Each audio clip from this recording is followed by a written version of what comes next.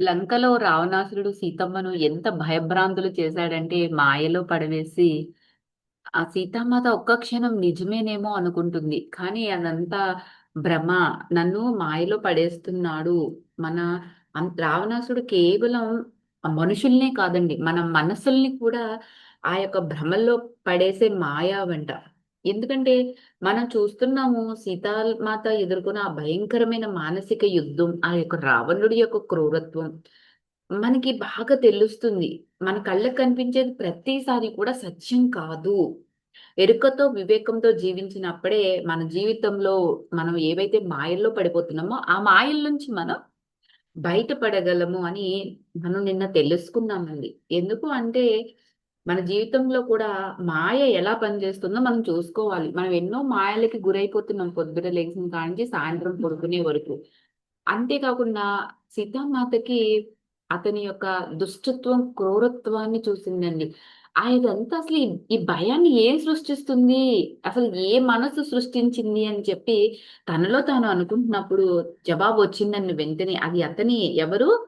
తన సొంత బిడ్డను చంపడానికి కూడా వెనుకాడని రాక్షసుడు ఒకడున్నాడే. ఎవరండి? ప్రహ్లాదుడి యొక్క తండ్రి హిరణ్యకశిపుడు. అతనే. అతని యొక్క ఆలోచన రూపాలే మనుషుల యొక్క మనసుల్లోకి ప్రవేశించక ముందే, భూమిపై ఏ విధమైన ప్రవర్తన చోటు చేసుకోక ముందే, ఆ స్త్రీలను పిల్లలను హింసించడం, లొంగదీసుకోవటం సాధారణ విషయంగా మారక ముందే అతన్ని నాశనం చెయ్యాలి అని దృఢ నిశ్చయించుకుంటుందండి సీతామాత.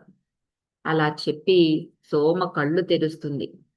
వీళ్ళ ముఖాల్లోని భయాన్ని చూసి గబగబా సోమ ఏం చెప్తుందంటే, నా యొక్క ఉద్దేశం మిమ్మల్ని భయపెట్టాలని కాదు. కానీ మాత ఏ విధమైన హింస ఎలా అక్కడ తను గురి అయిందో మీకు తెలియజేయటం కోసం మాత్రమే అని చెప్తుందండి. ఈ భ్రమలన్నీ కూడా రావణుడి వల్లనేనా అని అనసూయ వాళ్ళమ్మ అడుగుతుందండి. సోమ తల ఊపి మళ్ళీ కొనసాగిస్తుంది. ఏంటి అంటే,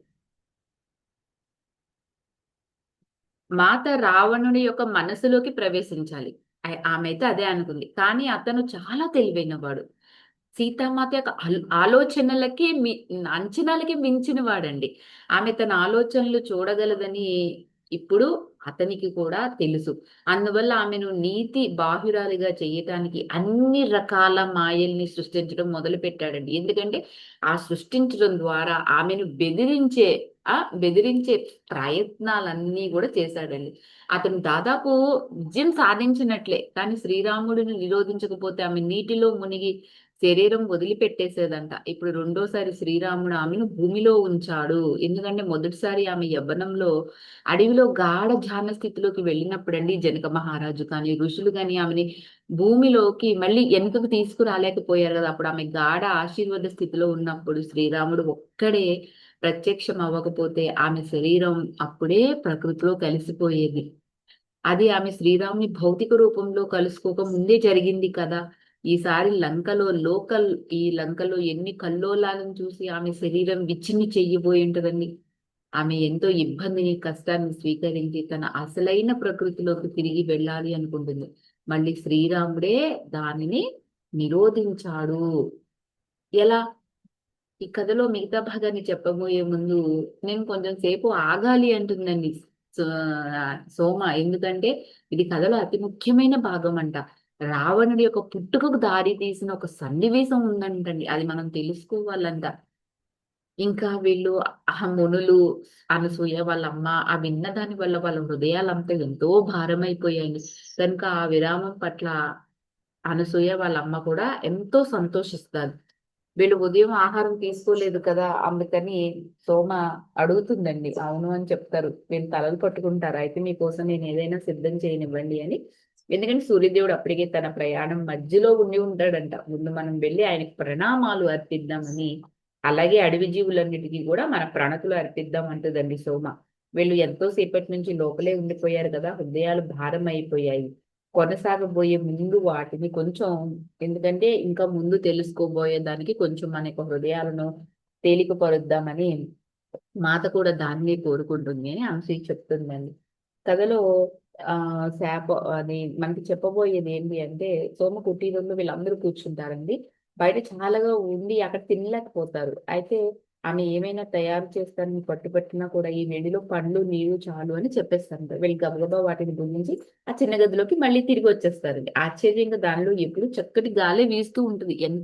అంత సమ్మర్ అయినా కూడానంట.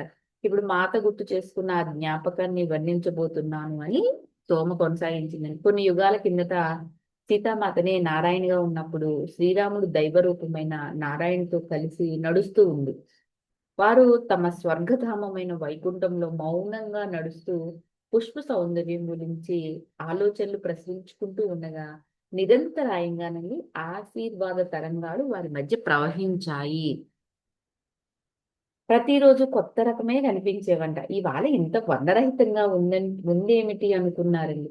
వాళ్ళు అలా నడుస్తూ ఉండగా నారాయణుడు ఆమెతో బ్రహ్మ మానస పుత్రులైన ఆ నలుగురు ఈ రోజు వచ్చారు అని నారాయణితో నారాయణుడు చెప్తాడండి. వారు మన దర్శనం కోసం ఎందుకు రాలేదు అని నారాయణి అడుగుతుంది. వాడు వచ్చారు కానీ మన సేవకుడైన జయుడు వారిని తిప్పి పంపేశాడు అని చెప్తాడంట.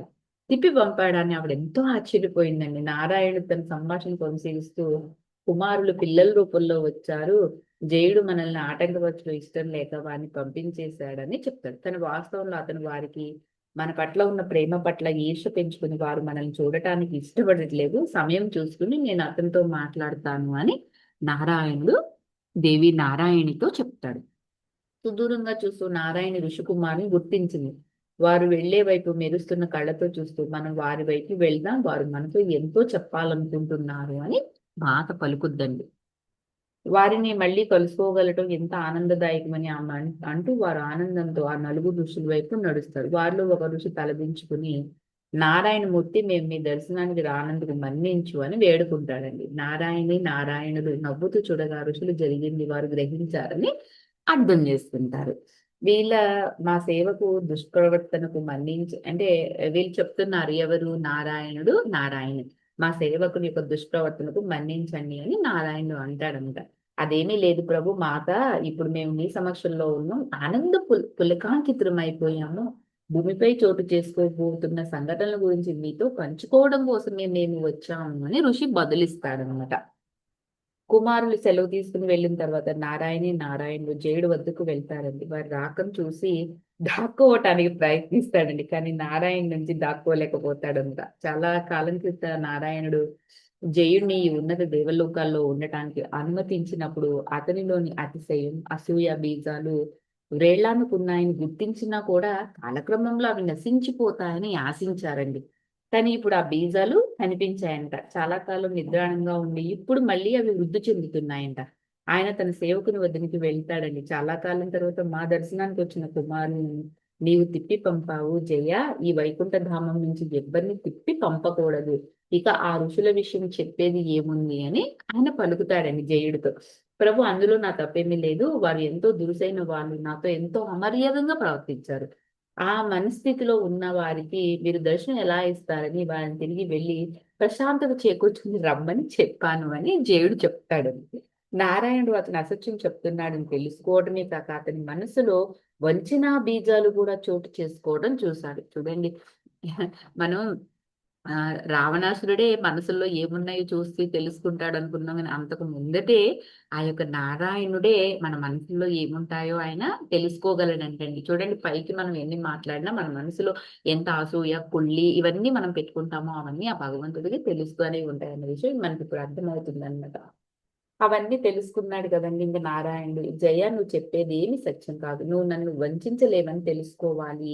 వెంటనే ధ్యాన సాధనలోకి వెళ్ళిపో. నిన్ను ఏవైతే వశపరుచుకున్నాయో అతిశయం వంచన బీజాలను వెంటనే వ్రేళ్లతో పెకిలించేయని చెప్తున్నాడండి. దమల నుంచి విడుదల పొందకపోతే నువ్వు ఇక్కడ ఎంతో కాలం ఉండలేవని కూడా చెప్తున్నాడు.